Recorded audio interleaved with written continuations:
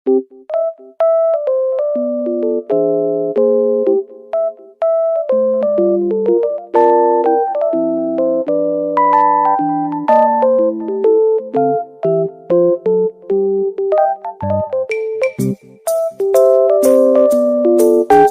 is misogyny? Misogyny refers specifically to a hatred of women. It is formed from the Greek word misions, meaning to hate, and gyne, meaning woman. Misogyny involves punishing women for challenging male dominance. It may be rooted in hatred of women, but is not the same as sexism. Misogyny is often conflated with sexism, or the hatred of or discrimination against women. It is a term often used to describe extreme acts of violence against women. Misogyny, lagi po siyang nahahalin tulad sa sexism. Kumbaga, it has a big difference kasi when we say sexism, it is talk about gender basis. Kumbaga, it is not just women or men. Hindi po siya nakafocus sa babae man o sa lalaki. Nakafocus siya sa lahat ng gender. Kumbaga, yung isang tao yung nasabihan mo ng na-discriminate mo. While in misogyny po, na-discriminate lang nila is babae lang. Nakafocus po siya sa babae. Kumbaga, a group of women, hate nila yung group of women in any act or attitude or behavior. Here are misogynistic behavior and attitudes. Number 1, catcalling women. Catcalling women involves making unsociated comments, gesture, or sounds of a sexual nature towards women in public spaces.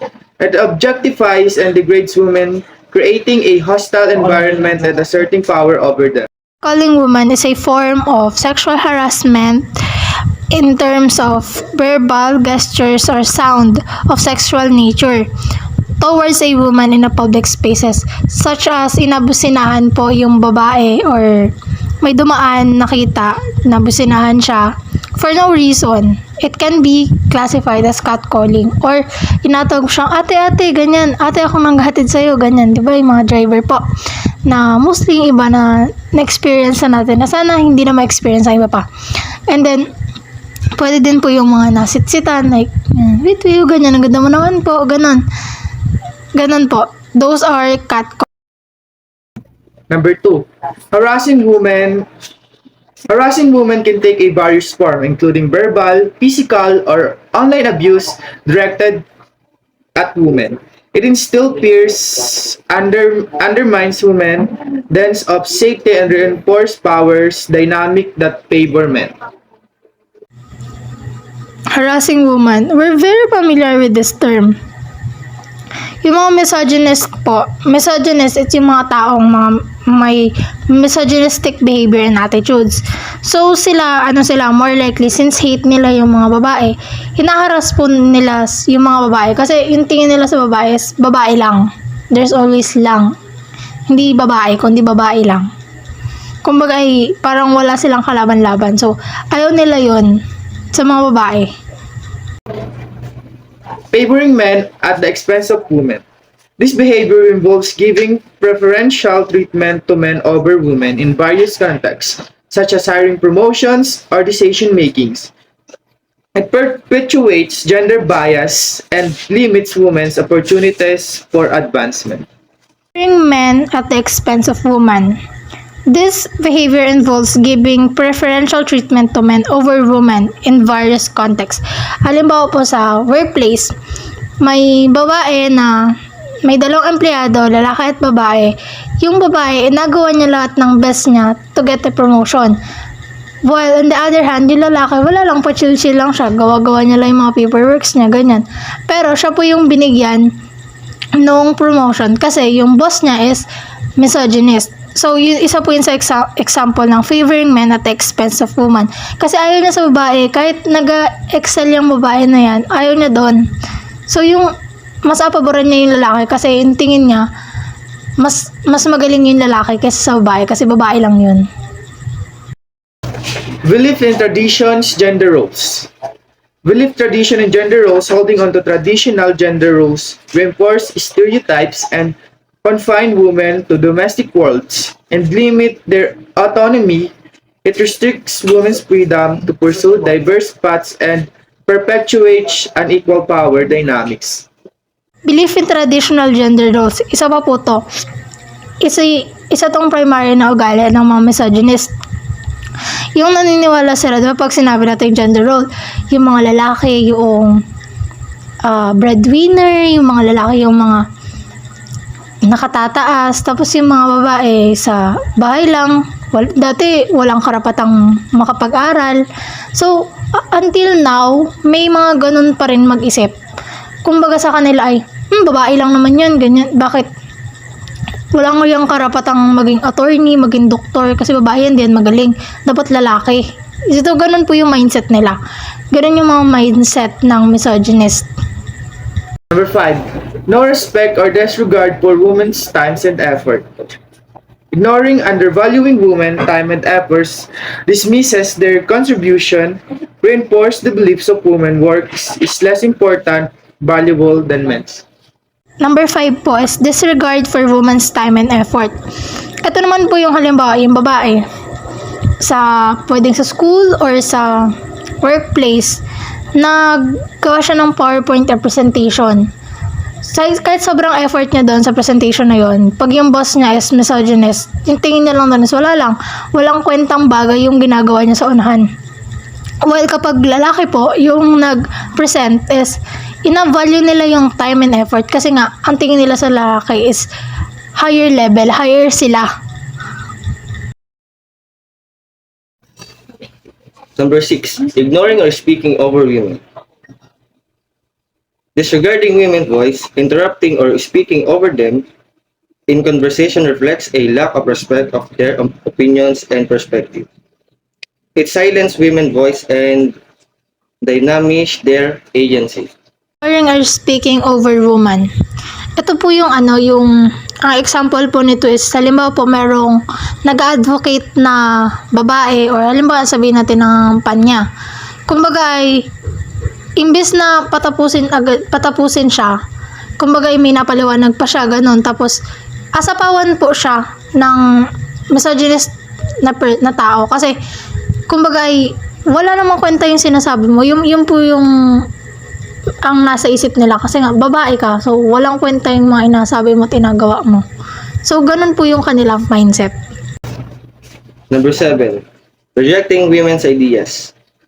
Dismissing or rejecting women's ideas solely based on their gender undermines their credibility to perpetuate the notion that women less competent or knowledgeable than. Rejecting woman's idea. Ito po yung dismissing or rejecting woman's idea solely based on their gender. Kahit pa sobrang ganda nung idea nila, kumbaga kahit anong idea yung ibigay nila, maganda man yan o hindi, ang tingin po nila doon is, hindi yun maganda, hindi yun makakatulong kasi naniniwala po sila na yung knowledge ng isang babae ay onti lang kumpara sa isang lalaki. Number 8, blaming women for conflict and expecting women to maintain social harmony. Placing burning of conflict resolution and social harmony solely on women reinforce gender stereotypes that women responsible for emotional labor and caretaking perpetuating unequal power dynamics. Blaming woman for conflict and expecting woman to maintain social harmony. Ito po, yung tingin po nila sa babae is taga-maintain lang ng social harmony, emotional labor, caretaking, pampahinahon ng kapaligiran, and never nilang nakita yung isang babae as a breadwinner. Kumbaga sila, pangkapayapaan lang, at wala nang iba pa. Impact of misogyny in society. Misogyny, the deep-seated hatred of prejudice against women, has far-reaching effect on society. It perpetuates gender inequality by devaluing women and limiting their opportunities in education, work, and leadership. This bias normalizes violence against women, leading to higher rates of abuse and harassment. Misogyny also impact women's mental health, contributing to issues like low self-esteem and anxiety. It underrepresents women in influential roles, creating barriers to their advancement. Economically, misogyny results in wage gaps and limited career growth for women. Socially, it reinforces harmful gender stereotypes and expectations, restricting individuals' freedoms. The cultural influence of misogyny shapes how women are perceived and treated in media and society. Nakapalo po dito yung ay minamaliit ng kalalakihan, hindi lamang din ng kalalakihan kundi ng ibang kasapi ng society yung kahinaan ng mga kababaihan. Kaya ang mga kababaihan ay walang lakas ng loob para isulong at ipaglaban ang kanilang mga karapatan. So right now we are talking about misandry. So what is misandry? Misandry is defined as the hatred of, contempt for, or prejudice against men or voice. It's a term that signifies a strong dislike or prejudice against all men, irrespective of their individual characteristics or actions.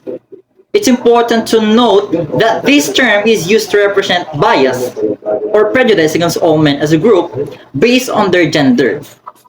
Okay, so when we say misandry, it is an opposite of misogyny. Because when we say misogyny, it is a hatred for women, while misandry is hatred for men. So when we say misandry, you are prejudiced or you are against men or voice, no? Because sabi nga dito, hatred of contempt for prejudice against men. So let's say for example, you are in the working area, or let's say for example, you are applying for a there's a man and there's a woman applying for a caregiver, and then your what they call that one, caregiver, yeah, caregiver, and you are applying for a caregiver, and okay, let's say for example there's a girl and there's a man, woman and man applying for a caregiver, and then we are Filipino, so mas alam natin na mas magaling mag-care yung babae. So parang mas minamaliit natin yung kakayanan ng lalaki na mag-care, no? Kahit alam naman natin talaga na magaling din naman talaga mag-care ang mga lalaki. 'Di ba? Kaya dito lumalabas yung misandry, hatred against men. Okay? Kasi both misandry and misogyny is pangit eh. Hindi siya maganda tingnan kasi pag merong misandry at saka merong misogyny, parang dito meron ng inequality. Walang equality sa both men and women. Para nagkakatalo sila. Yun, nagkakabias, 'di ba? That's why this misogyny and misandry it's a no for me. Here's our misandristic behavior and attitude. Number 1, belittling men. Belittling men, making derogatory comments or joke about men. Belittling their contributions or dismissing their opinions based solely on their gender. Belittling men. When we say belittling men, isa lang po yung ibig sabihin niya. Inamaliit po nila yung mga lalaki sa lahat ng aspect, such as contribution, dismissing their opinions, nang dahil lang sa gender nila. Number 2, gender discrimination. Engaging in the discriminatory practices that disadvantage men in various settings, such as the workplace, education, or social interaction. Gender discrimination. Dito po sa gender discrimination, yung mga misandrist po na tao, ina-engage nila yung mga discrimination practices na makaka-disadvantage sa isang lalaki kahit sa workplace, education, or social interaction. Number 3, demonizing masculinity. Portraying masculine traits or behavior in the negative light without considering individual differences or acknowledging positive aspect of masculinity. Demonizing masculinity. Dito naman po sa demonizing masculinity, yung mga babae, inalagay nila yung masculine traits sa negative light. Kung po baga ay, halimbawa nakakita sila ng lalaki or may lalaki sa family nila, sabihin ay, lalaki ka, dapat ganito ka. Lalaki ka, dapat ganito yung ginagawa mo. Lalaki ka, dapat breadwinner ka. Dapat, dapat ganito yung mga ginagawa mo. Dapat ito yung ugali na meron ka. Ina-despite po nila yung emotional well-being ng isang lalaki. Kasi nga, dahil lang sa lalaki sila. Number 4. Double standards. Applying different standard or expectation to men compared to women, leading to unfair treatment or biases against men. Double standards, meaning to say, mas mataas yung expectation nila. Kumbaga, inabigyan nila ng impossible expectation yung isang lalaki. Inakumpara nila sa babae. Halimbawa, yung babae ay doktor, tapos may lalaki na doktor. Instead na, ay, wow, ang doktor siya, ganyan. Pero, doktor ka? Bakit doktor lang? Ganyan. Dapat neurosurgeon ka, ganyan, kasi lalaki ka. Kumbaga ay inabigyan na nila ng impossible expectation yung lalaki para lang makumpara siya sa babae. Kaya po nagkakaroon ng unfair treatment or biases against men. Blaming men.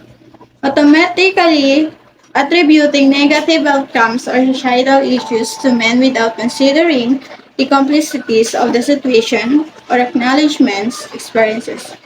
Blaming men. In blaming men, inapasa po nila yung mga responsible na negative sa lalaki.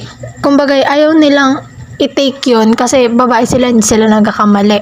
So, instead, ina-blame nila sa lalaki na kasalanan niya yun. Kahit wala naman siyang nagawa. Kumbaga, ay ayaw nila na sila yung masisi. So, sa lahat ng pagkakataon, kasalanan ng lalaki. Sa mga misandrist person lang po yan. Lack of empathy. Disregarding men's emotions, challenges, or vulnerabilities and showing little compassion or understanding towards their struggles. Of empathy, disregarding men's emotion, challenges, or vulnerability and showing little compassion and understanding towards their struggles. Kung baga palimbawa yung isang lalaki meron siya na pagdaanan tapos nakita siya na parang malungkot, naiyak, ganyan. Parang wala siyang karapatang umiyak kasi lalaki siya. So, hindi siya marunong maawa kung ano man yung nararanasan nun or anything na nangyari sa buhay nila. Stereotyping men.